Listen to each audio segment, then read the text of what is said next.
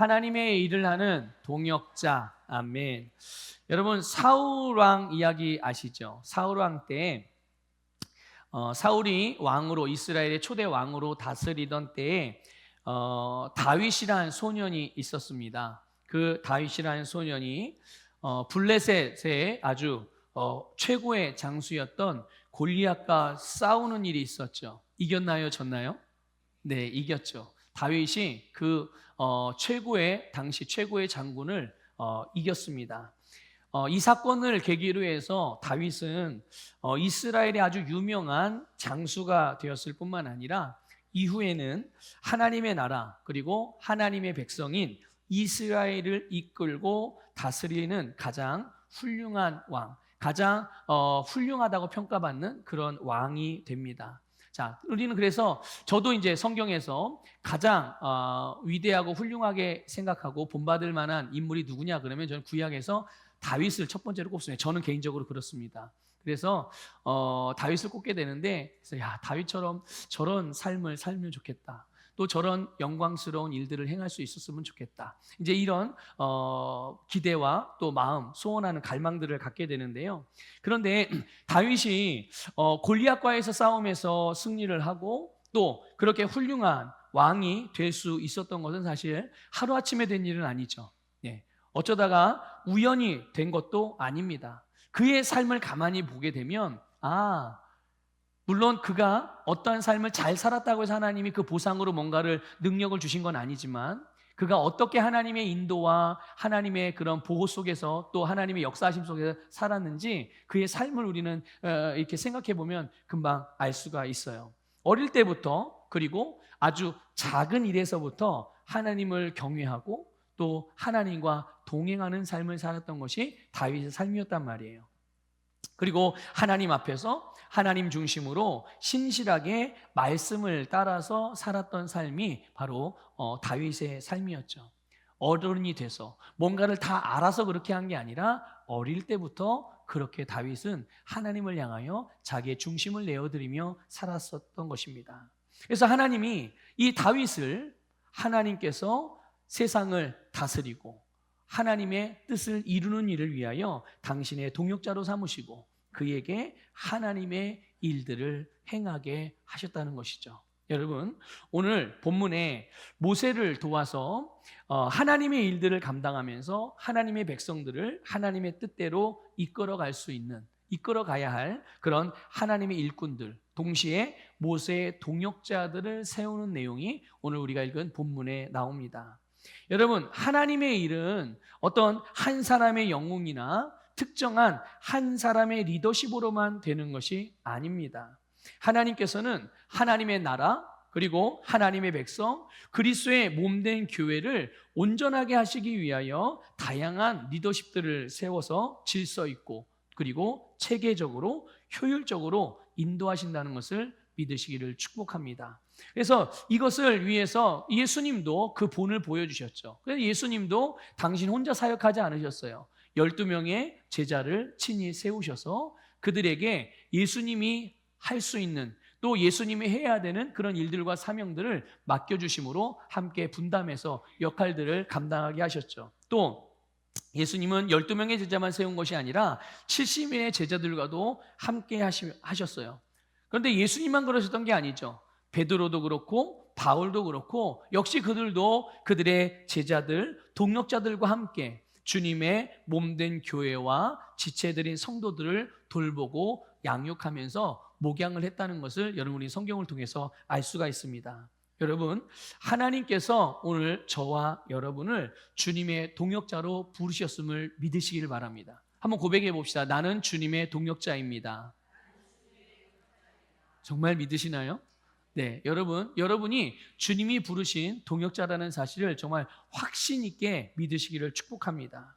하나님의 일꾼으로 부르신 것이죠. 그래서 오늘 본문을 통해서 여러분들에게 주시는 하나님의 음성을 들을 뿐만 아니라 여러분을 부르신 부르심의 자리에서 택함 받는 자리로 나가서 모두 주님의 동역자가 되십시오. 모두 서로의 동역자가 되시고 감히 부탁을 드리는 것은 담임 목사의 동역자가 되어주시기를 주님의 이름으로 부탁을 드립니다. 먼저 주님의 하나님의 일을 하는 동역자, 그가 어떤 자인가? 여러분, 진리 안에서 자기 객관화가 정확한 동역자라는 것이죠. 여러분, 본문 9절을 좀 같이 읽어보겠습니다. 시작. 그때 내가 너희에게 말하여 이르기를 나는 홀로 너희의 짐을 질 수 없도다. 아멘. 모세가 나는 홀로 너희의 짐을 질 수 없도다 라고 말을 합니다. 이 말은 나 혼자서는 이스라엘의 모든 사람들의 일을 다 처리할 수가 없다, 이렇게 이제 이런 의미인 거예요. 하나님의 축복하신 가운데 이스라엘 백성들이 점점 번성하게 됐어요. 처음에는 아브라함 한 사람으로 시작을 해서 이제는 이스라엘 백성들에게 하나님께서 12지파를 허락하시고, 그렇죠? 12지파를 허락하시고 점점 왕성해지는 이런 하나님의 축복이 이들에게 이루어지게 된 것이죠. 하나님이 복 주신 대로 이스라엘이라는 민족은 점점 날로 번성하게 된 것입니다. 축복이에요, 저주예요? 당연히 축복이죠. 그런데 그만큼 사람들을 다루고 해결해야 될 여러 가지 일들도 점점 증가되게 된 거예요. 하나님께서 복을 주셨지만 모든 것이 다 저절로 되는 것은 아니죠. 그래, 내가 너희를 번성케 했어. 그러니까 그냥 알아서 자기가 다 번성하고 저절로 되는 것이 아니란 말이에요. 여러분, 하나님은 완전한 분이심을 믿으십니까? 1.1획도 흠이 없다는 것을 믿으십니까? 네, 하나님은 완전하신 분이에요. 그리고 하나님은 항상 우리에게 가장 좋은 것을 주시는 분임을 믿으시기를 축복합니다. 그러나 그것을 받는 하나님의 백성들 가운데는 성숙한 사람들도 있었지만 어린아이와 같이 성숙하지 못한 사람들도 있었어요. 또 어떤 경우는 불의한 일을 추구하고 육신의 욕심을 추구하는 그런 사람들도 있었죠. 또 한편에서는 하나님께서 그들을 더 좋은 곳으로, 더 성숙한 자리로, 더 발전된 자리로, 더 좋은 자리로, 다음 단계로 나가야 되는 그런 시점에 있는 그런 사람들도 있었어요. 자, 이런 가운데 이제 사람들, 이 공동체 안에는 개인 대 개인의 문제들도 있었고, 가정과 가정의 문제들도 있었고, 지파와 지파 사이의 문제들도 있었고, 지역과 지역, 나라와 나라 등등 여러 가지 문제들과 해결해야 될 일들, 또 뭐 이렇게 처리해야 될 그런 일들이 생기게 되는데, 여러분 가만히 생각해 보세요. 이런 일들을 어떻게 모세 혼자 감당할 수가 있겠어요? 그렇죠? 그걸 감당할 수가 없는 거죠. 그래서 모세가 함께할 동역자로서 필요를 따라서 지도자들을 세우게 되는 거예요. 그래서 모세도 자기의 권위를 위임해주고 하나님의 일을 함께 할 수 있도록, 그래야 다 할 수 있거든요. 하나님이 하라고 하신 일을 다 하는 것, 여러분 혼자 할 수 있는 게 아닙니다. 그 일을 다 완성하고 이루어가는 데 있어서 여러분 거기에 분야마다 필요한 일꾼들이 분명히 있는 것이죠. 그들이 연합할 때 그 하나님의 뜻은 온전하게 이루어진다는 것을 믿으시기를 축복합니다. 모세가 세운 지도자의 종류를 보면 본문 15절과 16절에 잘 나오거든요. 거기 보면 각 지파의 수령이라고 나와요. 이건 이제 최고 리더십을 말하는 거예요. 지도자를 말하는 거거든요. 그런데 이들 가운데서 군사적 기능을 하는 부장들을 세웁니다. 1000부장, 100부장, 50부장, 10부장들을 말하는 거예요. 이 사람들은 이제 군사적인 일들을 담당할 사람들이죠. 지휘관들을 말하는 거예요. 지휘관. 또 행정 업무를 보는 사람들도 필요해요. 그래서 본문에 조장이라고 나와요. 조장. 예. 조장이 바로 이런 일을 하는 게 관리 일을 하고, 또 뭐 우리식으로 말하면 공무원들 같은 역할을 하는 거죠. 예. 이스라엘 백성들 사이에서. 또 여러분 사법적인 업무도 필요한 거예요. 무엇이 옳고 그른지, 뭐가 잘못되고 잘 됐는지, 이것들을 시시비비를 가려줘야 될 그런 법적인 문제도 필요한 거죠. 그래서 이 일을 감당할 수 있는 재판관들도 세우게 됩니다. 예. 그래서 그들과 함께 이제 하나님의 일들을 감당하게 되거든요. 자, 보세요. 모세가 자기가 하나님께 위임받은 유일한 지도자이니까 내가 다 할 거야. 혼자 나가서 싸우고, 혼자 공무원 일을 하고, 혼자 재판을 하고, 이게 혼자 또 가서 하나님께 예배를 드리고, 이스라엘 백성 하나님 사이 중재자로서 예배를 드리고, 이게 가능해요, 불가능해요? 예, 불가능한 거예요. 가능하지 않아요. 그래서 모세가 이렇게 함께 하나님의 일들을 온전히 이루어갈 수 있는 사람들을 세워가는 것이죠. 그러니까 모세는 자기가 할 수 있는 일들과 자기가 할 수 없는 일들에 대해서 정확하게 이해를 하고 있었어요. 아, 내가 어디서 어디까지 내가 가능할 수 있겠구나. 내가 어떤 분야는 내가 감당해야 되는 분야구나. 그런데 어떤 분야는 이거는 나보다 저기 르우벤 지파에 누군가가 더 훨씬 더 잘하는 일인데 그럼 이거는 그 사람한테 맡겨야 되는 게 아닐까? 이제 이렇게 자기 객관화가 잘 되고 있는 거예요. 그래서 그 가운데서 자기가 할 수 있는 일, 그리고 동역자들과 함께 해야 될 일들을 하나하나 분별하면서 함께 주님의 일들을 해 나가게 되는 것입니다. 여러분, 하나님은 공평하신 분이십니다. 믿습니까? 그렇기 때문에 어느 누구에게도 예외가 없이 모두에게 재능을 주셨습니다. 혹시 여러분의 재능을 알고 계십니까? 그걸 아셔야 됩니다. 그걸 아셔야 여러분이 가장 효과적으로 삶을 살아갈 수 있고 가장 성공적인 삶을 사는 데 있어서 너무나도 중요한 부분이에요. 예를 들면 나는 하나님이 나에게 주신 재능은 피아노 연주를 하는 거예요. 하여튼 내가 피아노를 치면 하여튼 난 가장 잘 연주를 할 수가 있어요. 그런데 옆에 보니까 베이스 기타를 치는 친구가 있는데 너무 멋있어 보이는 거죠. 그래서 피아노 치는 거를 뒤로 하고 나는 베이스 기타를 연주해. 그런데 그렇게 썩 만족스럽지가 않아. 사람들은 뭐 잘한다고 인정을 해주고 막 칭찬도 해주는데 왠지 마음이, 그리고 어느 한계에 부딪혀서 더 이상 발전이 안 돼. 그래도 나는 그걸 하고 싶어서 친구 자리를 내가 꿰차고 가서 내가 베이스 기타를 치고 그 친구 보고 피아노 치라고 그러고. 자, 이런 일이 일어나는 것이 너무나도 많아요. 그런데 하나님은 물론 우리에게 모든 것을 다 잘할 수 있는 능력을 주셨지만 나만이 할 수 있는 하나님의 달란트가 있다는 것을 깨달으시길 바랍니다. 내가 그 일을 하면 가장 잘할 수 있는 일들이 있어요. 그것을 통해서 하나님은 영광을 받으시기를 원하시는 거예요. 그것을 통해서 하나님의 사람들과 연합하여 그 재능을 통해 하나님의 일들이 온전해지기 하기 위해서 사용하기를 원하시는 거죠. 여러분, 그래서 여러분이 가장 잘할 수 있는 것들을 빨리 발견하셔야 돼요. 목사님, 내 나이가 85세나 되는데 이제서 그거 85년을 모르고 살아도 이 정도 살았는데 이제서 그걸 발견해서 어떻게 하겠어요? 아니요. 지금이라 단 1년을 살아도 단 한 달밖에 남은 삶을 살아가는 시간이 남지 않았어도 하나님이 나에게 주신 것을 가지고 그것을 통하여 최고의 삶을 살아가는 것이 가장 잘 사는 삶이라는 것을 믿으시기를 축복합니다. 그래서 하나님은 모든 사람에게, 그래서 누가 더 좋고 누가 더 나쁘고 어떤 재능이 더 좋고 어떤 재능이 더 나쁘고 그게 없어요. 하나님은 각자에게 가장 잘할 수 있는 독특한 하나님의 재능을 심어주셨다는 것을 믿으시기를 축복합니다.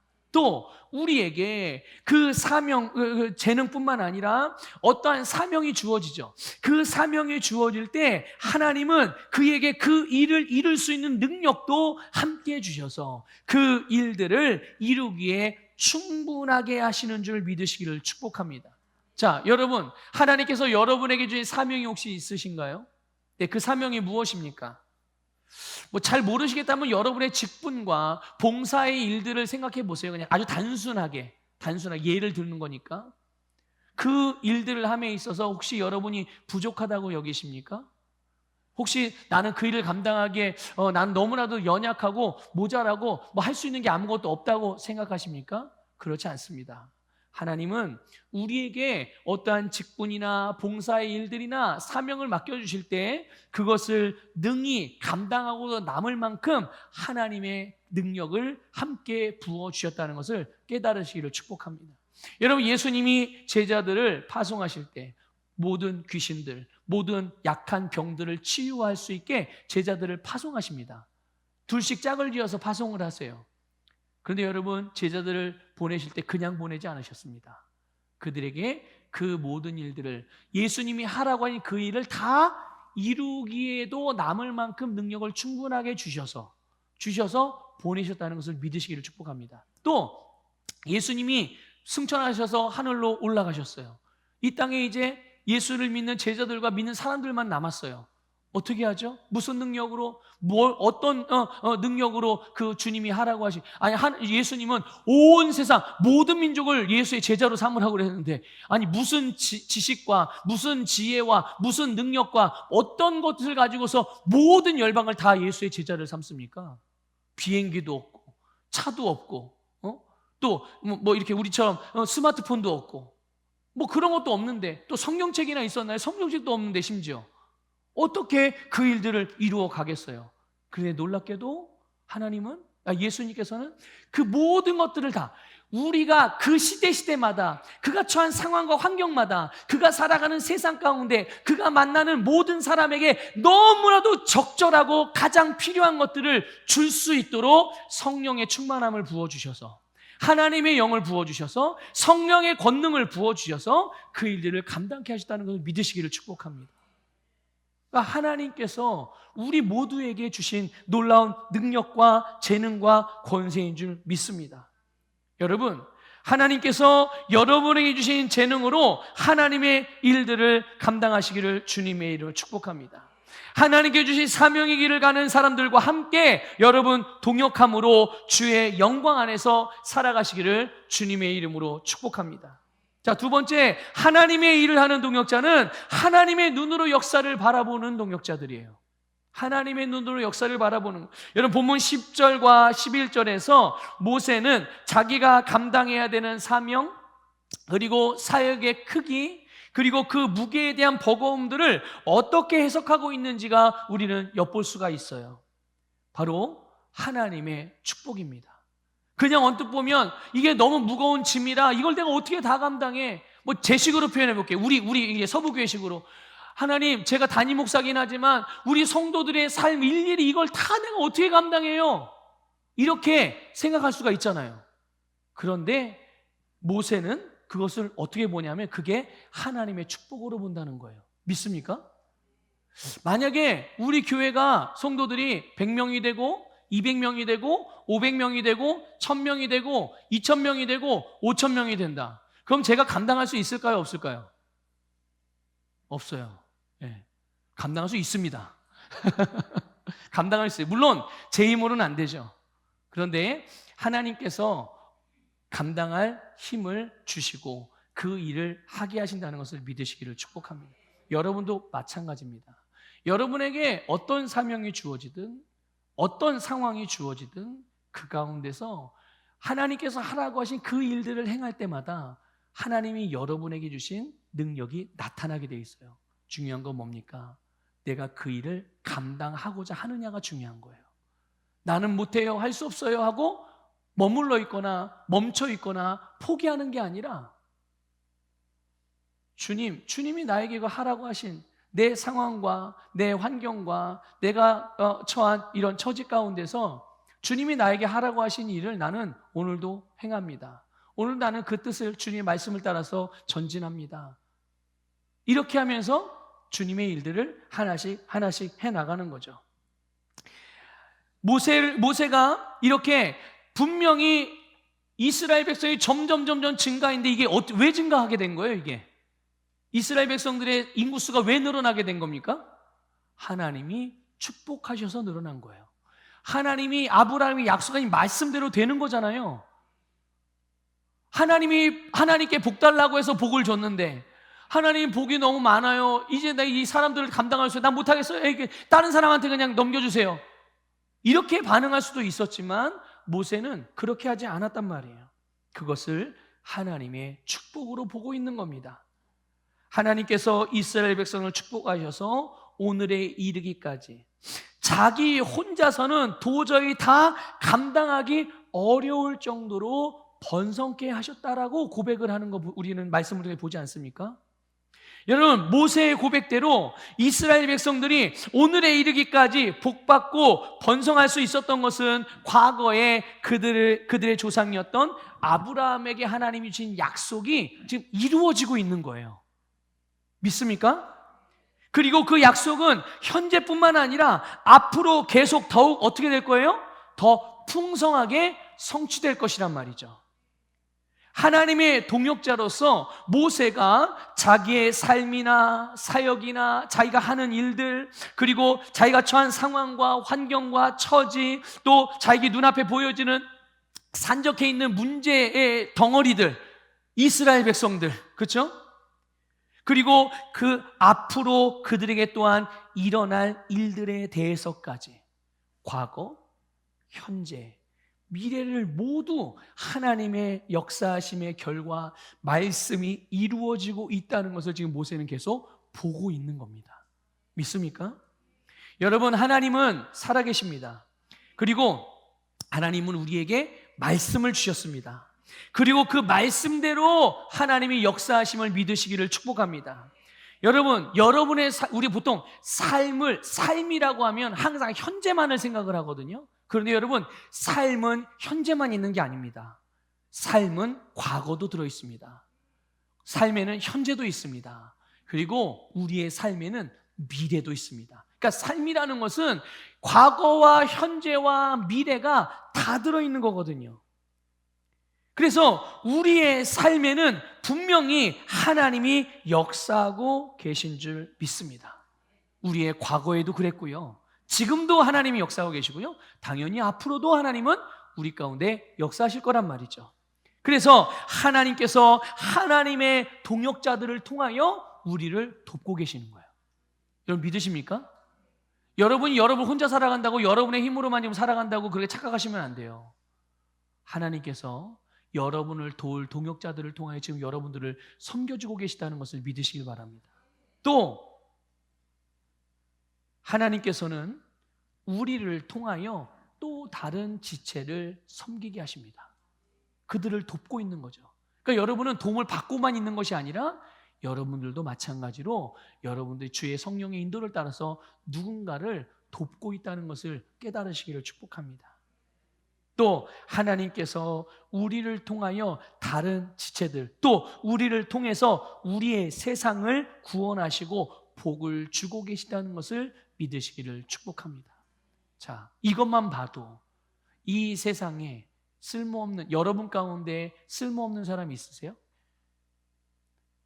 그냥 옆으로 밀어놔도 될 만한 인생이 여러분 가운데 혹시 누군가 인생에 그런 인생이 있으십니까? 없어요. 하나님은 여러분 모두 한 사람 한 사람에게 하나님의 가장 아름다운 계획을 심으시고 그 계획과 뜻을 이룰 수 있는 부르심 가운데 여러분의 모든 능력을 주셔서 그 일들을 행하게 하고 계신다는 것을 믿으시기를 축복합니다. 그래서 여러분, 우리에게 일어나고 있는 일들, 우리 교회든 가정이든 사업장이든 이 세상에서 하나님의 말씀이 이루어지는 것을 보시기를 주님의 이름으로 축복합니다. 이미 이루어진 것도 보셔야 됩니다. 그리고 지금 이루어지고 가고 있는 일들도 보셔야 되고요, 앞으로 이루어질 일들도 보실 수 있으셔야 됩니다. 이렇게 하나님의 눈으로 우리의 삶, 이 세상의 역사를 보는 사람들에게 아주 중요한 한 가지 특징이 있습니다. 그게 뭐냐? 말씀으로 반응한다는 거예요. 말씀대로 반응한다는 것이죠. 이걸 다른 말로 좀 풀어서 말씀을 드리면 일이 또는 목적이 이루어지는 방향을 선택한다는 거예요. 자, 모세가요, 이스라엘 백성들에게 일어나는 수많은 갈등, 문제들, 다툼들을 다 보고 듣고 경험을 했어요. 자, 힘들겠어요? 안 힘들겠어요? 마음이 무겁겠어요? 가볍겠어요? 무거울 수밖에 없죠. 무거울 수밖에 없고 힘들 수밖에 없고요. 그리고 이제 그런 이스라엘 백성들을 데리고 가나안으로 가야 되는 거잖아요. 그렇죠? 자기 혼자 인생만 건사하기도 버거운데 또 자기의 가정만 돌보는데도 신경 쓸 일이 어마무지한데, 그런데 한 나라, 한 민족, 그것도 하나님의 그 놀라운 일들을 다 감당해야 되는 것에 대하여 인간적인 생각으로는 당연히 부담을 느끼는 것 충분히 이해할 수 있는 것이죠. 게다가요, 여러분, 이스라엘 백성 오른쪽으로 갑시다. 그럼 다 네, 오른쪽으로 다 가요. 그리고 환영만 하고 따라옵니까? 아니에요. 여러분들 잘 알듯이 모세는 여러 번 죽임을 당할 뻔했어요. 아니, 이스라엘 백성들을 하나님의 말씀을 따라 약속의 땅으로 인도하고자 하는 것밖에 없는데 전적으로 그들을 위해서 사는 거잖아요, 모세가. 아니, 그런데 그런 사람들이 자기들을 인도하는 모세를 죽이려고 해요. 그러니까 여러분, 모세의 어떤 인간적인 면으로 봐서는 정말 답답하죠. 그냥 앞이 안 보여요. 캄캄합니다. 뭐 굳이 저렇게까지 하면서 지도자 생활을 해. 그냥 자기 혼자나 편하게 살지. 이런 말이 그냥 저절로 나오게 돼. 이렇게. 예. 자, 그런데 여러분, 모세가 어떤 선택을 합니까?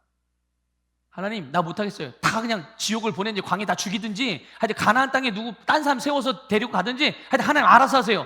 그러고 포기합니까? 아니요. 그렇게 포기하지 않아요.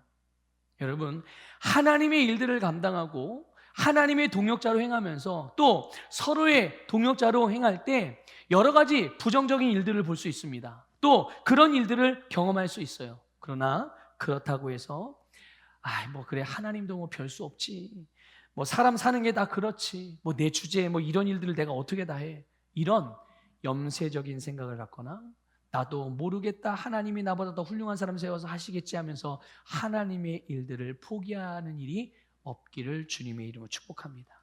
불신앙적으로 또 감정적으로 육신적으로 반응하는 것들을 멈추시고 말씀을 따라 반응하시기를 주님의 이름으로 축복합니다.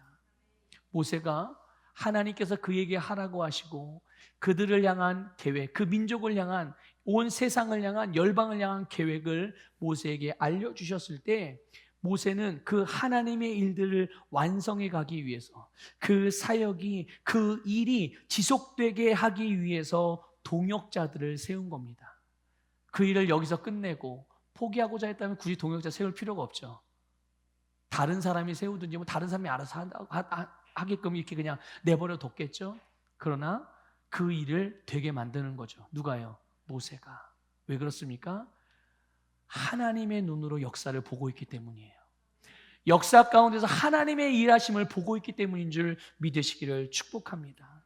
그래서 그 하나님의 일들이 지속되게 하기 위하여 동역자들을 세워서 하나님의 일을 함께 이루어가는 방향으로 선택하고 반응했듯이 오늘 우리는 이 하나님의 말씀, 하나님의 축복, 하나님의 은혜, 하나님의 사랑이 우리뿐만 아니라 우리 교회와 가정과 세상에 흘러가서 아름다운 결실이 풍성해지는 방향을 선택하는 저와 여러분이 되기를 주님의 이름으로 축복합니다. 이사야가 그랬잖아요. 선지자 이사야. 그가 하나님의 성전에서 주님의 임재 앞에 머물 때에 하나님께서 나를 위하여 누가 갈까? 일꾼이 없다. 나를 위하여 누가 이 일들을 감당할까? 탄식하며 하나님께서 말씀하셨을 때 그의 마음을 이사야가 느끼죠. 하나님이 일꾼을 찾으시는데 정말 그 일을 감당할 사람이 없네. 어떻게 해야 되나? 그래서 어떻게 합니까? 하나님, 내가 여기 있사오니 나를 보내소서. 내가 가겠습니다. 예. 이사야가 무엇을 보고 있기에 그렇게 자신을 하나님께 내어드리며 자신이 하나님의 동역자의 위치로 나아가게 됩니까? 하나님이 하신 일들을 보는 거예요. 그의 삶에서, 그가 사는 세대, 그가 사는 세상에서 하나님이 어떻게 일하시고 계시며 어떻게 역사하고 계시며 어떤 결과를 내실지까지도 보고 있기에 그 일에 자신을 내어드릴 수가 있는 것입니다. 여러분, 여러분의 모든 삶에서 하나님의 일하심을 보시기를 축복합니다. 그리고 하나님의 눈으로 여러분의 세상과 여러분의 삶을 해석해가며 주님의 말씀이 이루어지는 방향으로 선택하시기를 주님의 이름으로 축복합니다. 하나만 더 보면 여러분, 하나님의 일을 하는 동역자들은 말씀과 성령으로 충만한 동역자입니다.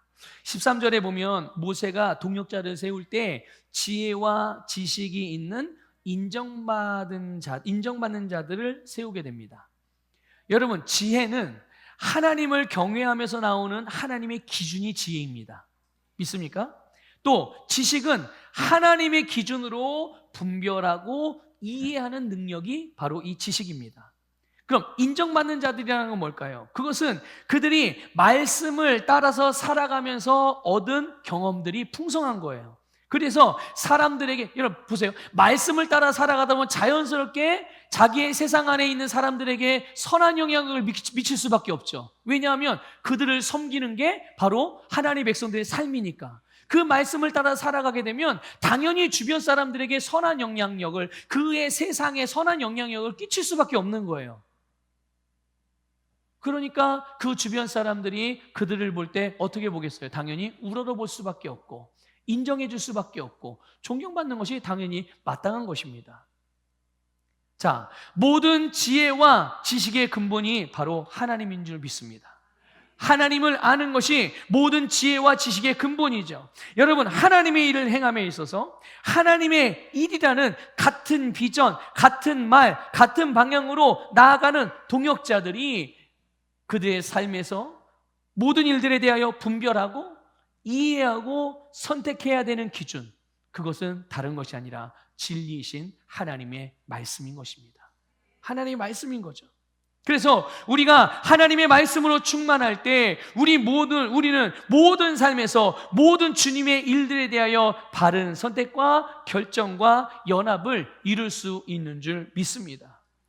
여러분, 의견이나 생각이 다를 수 있죠.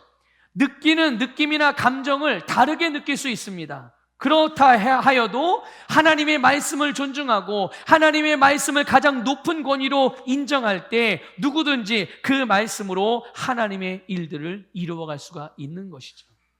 여러분, 만일 여러분의 옆에 있는 사람과 의견이 달라요. 근데 둘 다 하나님의 일들을 위하여 함께 달려가는 동역자들이에요. 서로의 생각이 다릅니다. 그럼 여러분 그거를 어떻게 조율하시겠어요? 어디에다 기준을 두고 맞추시겠어요? 나는 목사고 당신은 집사니까 목사인 내 말에 다 맞춰. 물론 목사님이니까 당연히 리더십이니까 거기에 맞출 수 있죠. 근데 더 좋은 방법이 있어요. 더 좋은, 아주 변하지 않는 기준, 하나님의 말씀인 것입니다. 믿습니까? 왜 교회들 안에서, 왜 믿음의 공동체들 사이에서, 믿음의 사람들 사이에서 그렇게 불편해하고 갈등이 일어나고 상처받고 상처 주고 분란이 일어납니까? 뭐 때문에 그런 거예요? 내 뜻대로 상대방이 안 해줘서 그런 거예요. 여러분 가만히 생각해 보세요. 상대방이 내 뜻대로 해줘야 될 의무가 있나요? 그런데 그걸 기대하잖아요. 그리고 그거 안 해주면 서운해하고, 예전에 많이 사용하다면 시험 들고, 그렇죠? 여러분, 하나님의 말씀으로 반응하시기를 주님의 이름으로 축복합니다. 여러분, 하나님의 말씀엔 오류가 없잖아요. 그렇기 때문에 그분의 말씀을 따라 선택하고 그분의 말씀이 우리에게 원칙이 되어줄 기준이 되면 우리의 삶에는 어떤 오류도 없습니다. 믿습니까? 네. 그것이 하나님의 일을 하는 동역자들의 정말 아름다운 모습인 줄 믿습니다.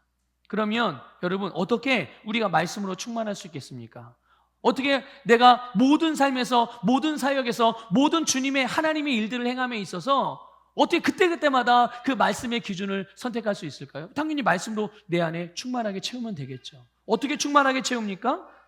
말씀을 묵상하시기를 바랍니다. 말씀을 묵상하십시오. 지속적으로 읽고 지속적으로 듣고 여러분 지속적으로 고백하고 선포하며 배우는 일에 힘쓰시기를 주님의 이름으로 축복합니다. 여러분 자꾸 잊어버린다고 말씀하시는 분들도 있어요.